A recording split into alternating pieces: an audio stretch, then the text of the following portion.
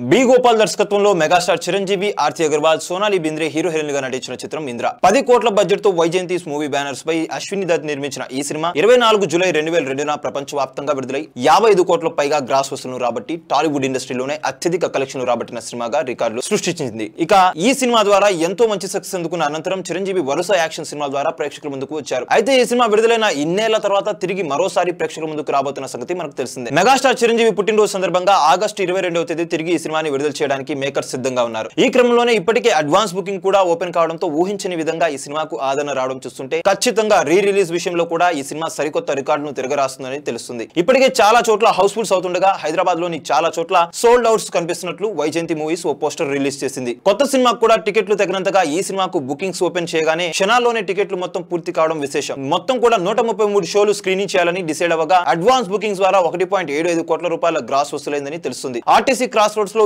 7 షోలకు గాను Housefull అయినట్లుగా talk. ఈ విధంగా ఇంద్రా సినిమాకు భారీ స్థాయిలో ఆదరణ వస్తున్న నేపథ్యంలో ఇక 2 తెలుగు రాష్ట్రాల్లో మాత్రమే కాకుండా ఓవర్సీస్ లో కూడా ఈ సినిమా ప్రభంజనం సృష్టిస్తుంది. ఇలా అడ్వాన్స్ బుకింగ్ ద్వారా ఈ సినిమా భారీ స్థాయిలో కలెక్షన్లు రాబడుతుందని తెలుస్తుంది. ఇన్నేళ్ల తర్వాత చిరంజీవిని ఇంద్రసేనారెడ్డిగా మరోసారి తెరపై చూడటం కోసం అభిమానులు కూడా ఎంతో ఆతృత కనబరుస్తున్నారు. మీరు కనుక మొదటిసారిగా మా వీడియోస్ ని చూస్తున్నట్లయితే కనుక మా వీడియోస్ ని లైక్ చేయండి, షేర్ చేయండి, మా ఛానల్ ని సబ్స్క్రైబ్ చేయండి, పక్కన ఉన్న బెల్ ఐకాన్ కూడా యాక్టివేట్ చేసుకోండి. Thank you for watching our videos. Till then, okay then, see you, bye by.